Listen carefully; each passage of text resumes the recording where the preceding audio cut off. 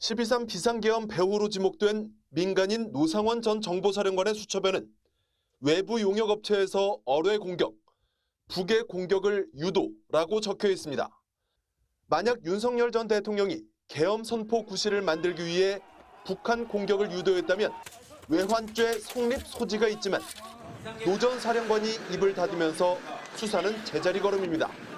윤 전 대통령이 경찰 수뇌부에 계엄 선포 이유를 설명하며 가정사를 언급했다고 한 의혹도 여전히 실체가 밝혀지지 않고 있습니다. 그 개인적인 가정사라는 게 뭔가요? 이 자리에서 답변 드리는 건 적절치 않은 것 같습니다. 계엄 당시 비상의원총회를 국민의힘 당사로 소집해 계엄 해제 표결을 방해한 의혹으로 고발된 추경호 전 국민의힘 원내대표에 대한 수사 결과는 아직 안 나왔고 조태용 국가정보원장이 김건희 여사와 비상계엄 전날과 당일 연락을 주고받았다는 새로운 사실이 알려지기도 했습니다. 국정원장이 영부인하고 왜 문자 주고받습니까? 자주 있는 일은 아니었습니다. 검경 수뇌부도 수사로부터 자유롭지 않습니다. 경찰은 구속 기소된 조지호 경찰청장, 김봉식 전 서울청장에 이어 박현수 서울청장 대리까지 계엄 가담 혐의로 고발됐고 심우정 검찰총장도 즉시항고 포기로 윤 전 대통령을 풀어줘 직권남용 혐의로 고발된 상태입니다. 수사권 논란도 없는 상설특검이 계엄 일주일 만에 국회를 통과했지만 한덕수 권한대행이 위헌 소지가 있다며 후보자 추천 의뢰를 하지 않고 있어 4개월째 출범도 못하고 있습니다.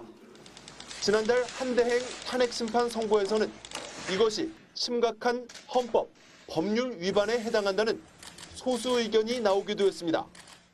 신속 공정하면서 효율적인 수사를 통하여 사회적 혼란을 수습하고 법 질서를 회복하고자 하는 특검법의 목적을 심각하게 저해하고 법에는 특검 수사가 결정된 경우 대통령은 특검 후보 추천위에 지체 없이 후보자 추천을 의뢰해야 한다고 되어 있습니다.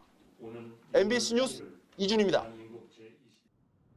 행정안전부 산하 대통령 기록관이 윤석열 전 대통령 관련 기록물 이관을 위한 현장 점검에 들어갔습니다. 대통령실과 국가안보실, 대통령 경호처 등 28곳이 대상으로 우선 민주평화통일자문회의 등 대통령 직속 자문기관을 찾아 이관 방법 등을 협의했습니다. 대통령 기록관으로 간 일반 기록물은 공개가 원칙이지만 대통령 지정 기록물이 되면 최대 15년간 공개하지 않을 수 있습니다. 사생활 관련 기록물이라면 30년까지도 비공개가 가능합니다. 윤 전 대통령이 파면되면서 기록물 지정은 권한대행인 한덕수 총리에게 넘어갔습니다. 대통령실 용산 이전과 최상병 수사 외압 등 여러 의혹은 물론 비상계엄 관련 문건의 공개 여부를 한덕수 총리가 결정해야 합니다. 지난 2017년 박근혜 전 대통령 파면 직후 황교안 권한대행은 이른바 세월호 7시간 관련 문건을 지정기록물로 결정했고 여전히 공개되지 않고 있습니다. 윤석열 정부의 주요 의혹에 관한 대통령 기록물은 온전히 보존되고 적절히 관리되어야 한다. 공교롭게도 한덕수 총리가 임명하게 되는 새 대통령 기록관장 최종 후보 중 한 명엔 대통령실 출신이 포함된 걸로 확인됐습니다. 윤 전 대통령 취임 직후인 2022년 7월부터 최근까지 대통령실 행정관으로 일해왔는데 이명박 박근혜 정부에서도 대통령 기록관리 실무 책임을 담당한 걸로 알려졌습니다. 윤석열 전 대통령 부부 관련 의혹의 증거가 될 수 있는 주요 문건의 관리도 윤 전 대통령과 함께 일한 측근에게 맡길 수 있다는 뜻입니다. 60일 동안 이번에 기록을 이관받는 과정에서 누락이 있다든가 여러 가지 문제가 많이 발생할 텐데 새로운 신임 관장이 문제를 덮을까 봐 걱정을 하고 있는 겁니다. 대통령 기록관 관계자는 MBC에 대통령실 행정관 출신인 정모 씨 외에 다른 최종 후보 한 명은 구색 맞추기라는 말이 내부에서도 나오고 있다고 전했습니다. 행안부는 다만 아직 신원조회 등의 절차가 남아있다며 임명 시기도 확정되지 않았다고 밝혔습니다. MBC 뉴스 이혜선입니다.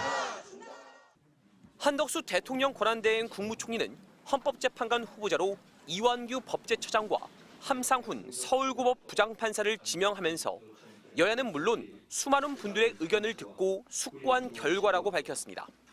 즉각 더불어민주당은 대통령이 탄핵돼 여당은 없고 다수당은 민주당인데 도대체 누구 의견을 들었냐고 따졌습니다. 민주당은 사실상 윤석열 전 대통령 뜻을 따른 거라고 강하게 의심하고 있습니다. 인사 검증을 위한 신원 조회 시간을 감안하면 윤 전 대통령 파면 결정 전부터 내정 절차가 시작됐을 거란 겁니다. 무엇을 믿고 선출직 대통령 몫의 헌법재판관을 임명했을까요? 저는 지극히 윤석열 파면당한 전 대통령과 내통하고 있는 것은 아닌지. 특히 대선까지 국정을 책임질 한 총리가 선거를 앞두고 사실상 정치에 개입하려 한 건 아닌지 부글부글 끓는 분위기입니다. 민주당 지도부 관계자는 한 총리가 진보 진영을 자극해 자신의 탄핵을 유도하려 한 게 아니냐는 얘기까지 나왔다며 끌려가지 않기 위해 법적인 대응만 하기로 했다고 전했습니다. 정치권에서는 한덕수 총리의 대망론까지 나오는데 그 진원지는 바로 국민의힘입니다. 군수 후보들이 난립하면서 사실상 총동원령이 내려진 국민의힘에서 한 총리를 관리형 대통령으로 밀고 있다는 주장입니다. 한덕수 대행이 후보로서 적절하지 않느냐는 의견을 갖고 있는 의원님들이 많이 있는 것으로만 알고 있을 뿐이고. 국민의힘 한 의원은 한 총리를 밀고 있는 의원들이 10명을 훌쩍 넘는다고 전했고 다른 의원도 군소 후보만 난립하다 보니 당 밖에서 후보를 찾고 있다고 말했습니다. 한 총리는 여러 차례 안정적 국정관리가 마지막 공직으로서 소임이라며 대선 출마 가능성을 일축해왔지만 정치권은 한 총리를 이미 정치판의 한 변수로 인식하고 있는 겁니다. 중립적으로 선거를 관리해야 할 총리가 자신의 공헌과 달리 정치판을 또다시 크게 뒤흔들었다는 비판을 자초한 셈입니다. MBC 뉴스 이문현입니다.